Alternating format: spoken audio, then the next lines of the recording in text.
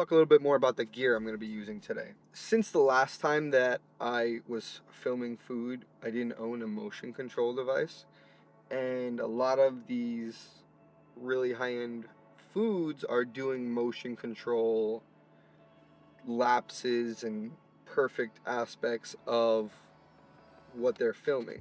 Now, it's arguable you could also get that with a Ronin, but I wouldn't necessarily say it's the same whatsoever, right? The Ronin, there's so many macro movements and so many micro movements that a slider with precision keyframes is completely different. And you may argue, yeah, it's a lot to set up and it takes a lot more time to fix and get right. And if it's not done the right way, your slider shots are going to look the exact same as a Ronin. So you don't want to have that similarity. You want it to be present in your shots, that the slider is really what's doing the work here, besides the whole creative behind it and all of that. We're not getting it. That's not what I'm referring to. What I'm referring to is the actual camera movement and angle. So yeah, you could pan the slider left to right, but you could also do that with the Ronin. So what's going to make those shots different, right? And what's going to make those shots different is the ability to not only speed ramp, but to slow down those shots, tilt and pan at the same time that you're sliding.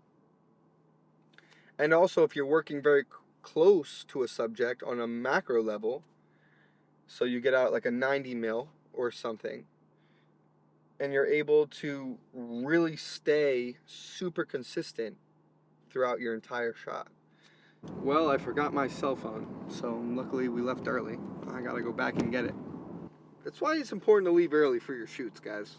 You gotta leave, if you're there on time, you're late. Oh my God. You got it? Shooting on the R5C and an FX3. Whose idea was this? So at this point in time, we didn't have the slider set up yet. We were just doing Ronin shots. And here's where we set it up. This is what it looks like from the outside as the FX6 pans back and forth. And in this next shot, you're really able to see how I framed it up for vertical usage. Although we were filming horizontally, we just didn't have the right mounts to mount the FX6 vertically. The actual setup of the slider does take a little while, and therefore you definitely want to have an assistant or someone helping you as you're getting those slider shots. In this first slide, we have the behind the scenes camera in the center, and on the left we have camera A, and on the right we have camera B. Okay, and this is the FX30 placed on the countertop. We have the FX3 and then the R5C. We had no choice but to use different cameras. It's okay. We will fix that in the final grades. You are looking at a Rec 709 time base for these shots right now. There's no grade on these shots. Let's play it through real quick.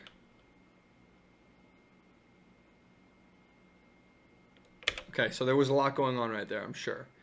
But let's break it down. In camera A, you have a person walking in the background as well as way too much focus hunting. The only usable moment in camera A is right here. Boom. That's literally it. Split second. Nothing.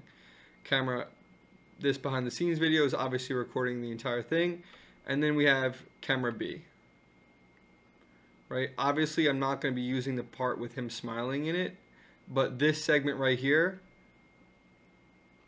could be usable. So that's why it's super important to be filming with multiple camera angles as you're doing this. Let's take a look at another example here. This is a perfect example. Behind the scenes, camera A, camera B. Watch the shot.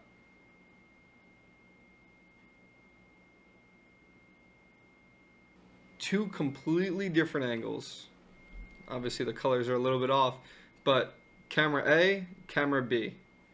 Two completely different angles. Open shaker, closed shaker, pouring with this background, center of cup is completely different.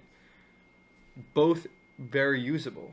Both very important to be able to use in your final edit.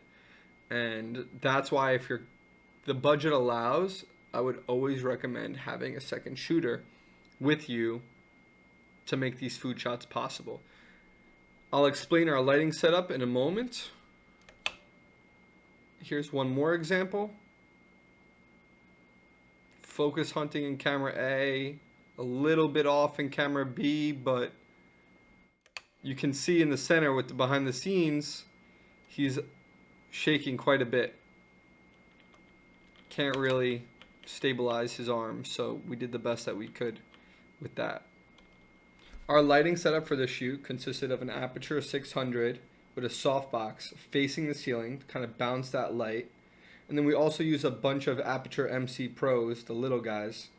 It comes in like a set of 12. They're perfect for filming food. They come with diffusers, grids, magnetic abilities. Perfect for food.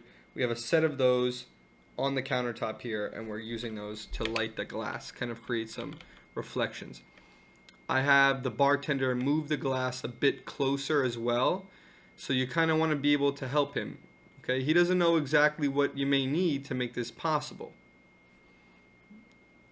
So it's in your best interest to be able to help him. You can see we have a light here and here. The photographer is using his light in the backdrop, firing that strobe. And here's a bit of an uneasy placement of the orange. Not really something that's very usable, right? Once we did a little bit of refinement with the orange setup, I showed him how I wanted him to place it, and then that's what we did, and then bang, that's the shot. Okay, came out perfect. Obviously we have someone walking in the background. Either edit that out or work your way around it. Here's a perfect example of our lighting setup. We had an Aperture 600 facing the ceiling, kind of lighting the grooves in between the bar. And then we had the Aperture MC Pros on either side, lighting the initial foreground, which is the bar tray, and then another one lighting the glass. Okay, so if you're going to be blowing out the glass in terms of highlights and exposure, you want to make sure that your background, whether it be him or the bar setting itself, also has an equal exposure. And it's really hard to do that if you're not bringing bounce lights to make something like that happen, especially in videography. Photography, much more simple. One strobe, one little reflector, you're bouncing that light, using it against the background, and it comes out perfect in terms of photography. But for video, you need to have a lot more equipment. A lot of videographers will argue that you just need one softbox with a grid, right? I've seen that many times over. And absolutely, you can do it like that. If you're a one-man band, I would bring a softbox, a grid, call it a day. But I would still need these Aperture MC Pros, these little guys, to really make it happen. Any type of little light, really, is going to accentuate your food videos that much more. Client loves that detail, to see that initiation as well in their projects. And you can see here that him pouring the glass, just how well it lights the fluid that's poured out. Exceptional. Some of the behind the scenes with the chef. Kostas has a top-down view. I'm shooting a little bit more parallel to the scene. And when you're working with these Ronins, if you find yourself with the ability to sit down and really get a good angle, all the more stabilization. Here's both aperture lights set up with the 600D using as a fill. And then we come into the back of the restaurant. And this is where a majority of our food shots really took place. As the restaurant opened, things start to happen, right? Service is in play. People are getting served. Servers, dishes, all types of stuff is coming out. And you really want to make sure you're out of the way, but also still able to get what you came for. Filming food for a restaurant is a very high expensive ticket item. On top of paying you and your assistant, they're also running full service to all of the tables. They're expunging all of the food that comes out, right? They're utilizing their bartender or their waiter to help you shoot some of the food in that scenario, if you have the access to it. As well, they're using a table that could be bringing them profits that evening. So You really want to make sure you do the best you can. You get whatever you need to get while you're there, even if it's the harder decision to make. Get your shots and make the client happy. Let's talk about using this motion slider. This motion slider is great for a lot of reasons. It has its pros and cons. Its ability to seamlessly track what's going on in the food is incredible, and its autonomous ability to continuously create as you're maybe pouring, working around the food, and so on and so forth. I'm not saying it's something you need, but I'm saying it really is a great help. If you and your assistant are able to get 2 additional camera angles on top of the slider, you know, we're talking about a whole new amount of content that you can bring home. And clients love to see stuff like that. They're amazed with it. It really is a unique device. The setup is quite long. For every drink, you need to make sure it's either in the same spot as the one before it, or it's perfectly set up in terms of keyframes, recentering the keyframes, and moving along the shoot fast.